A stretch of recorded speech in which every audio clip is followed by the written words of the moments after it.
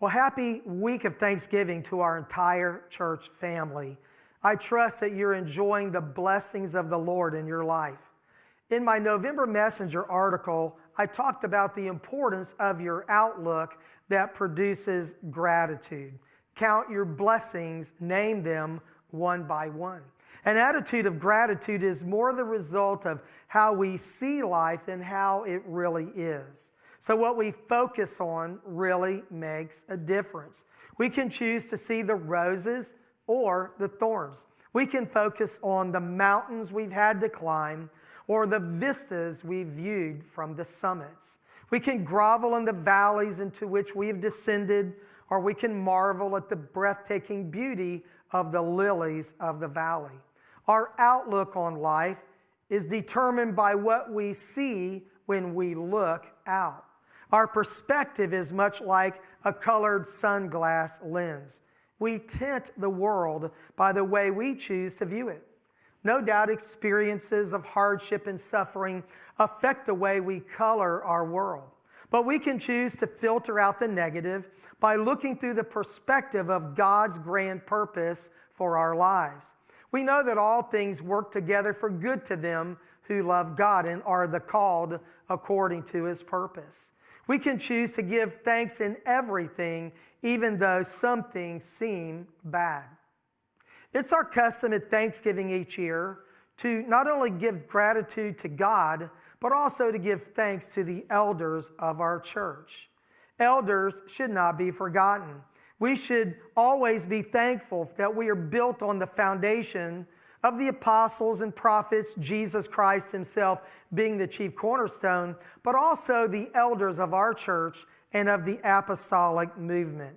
In our culture, it seems that such high value is placed on the latest iteration of an item, the newest release, or the product that just came available. Really, new stuff has high value.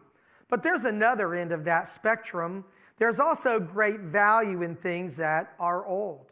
And with that in mind, I was thinking about a positive way of looking at life as a senior citizen. And it dawned on me that elders are much like antiques, and antiques can be extremely valuable. There are 5 signs of a valuable antique. RADAR is an acronym to help you remember it. Rarity, aesthetics. Speaking of aesthetics, my dad used to say, when I was young, people told me I was good looking.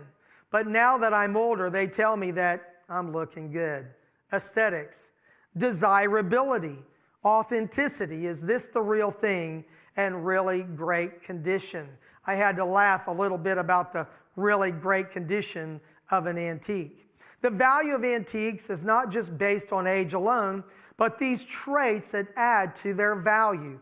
Rarity, aesthetics, desirability, authenticity, and really great condition.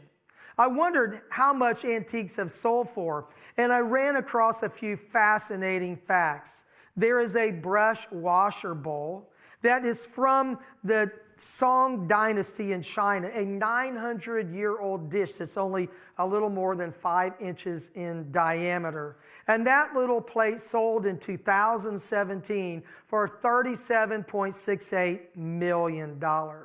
A Persian rug sold in 2013 for over $33 million.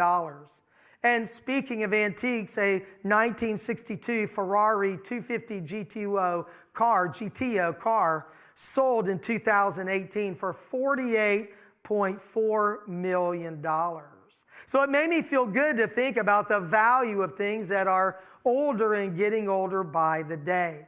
You see, elders are not as young as they used to be. They may not be up with all the latest trends and fashion styles, but they have great value from a biblical perspective because of their longevity and faithfulness. Our hope is derived from the Bible, not from some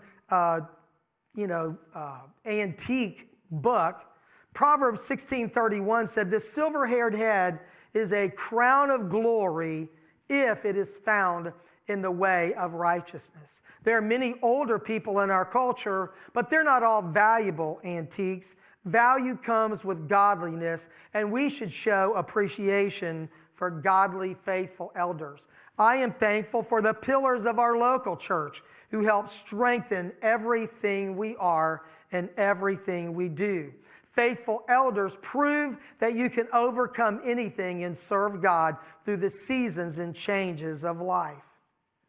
This week, I trust that you would take just a few moments to show an elder honor. Maybe do something kind for them and tell them how much you appreciate their godly life and influence to you. And beyond showing gratitude to our elders, would you remember to look up to God, who is the giver of every good and perfect gift? I love you, and I trust you have a blessed and happy Thanksgiving.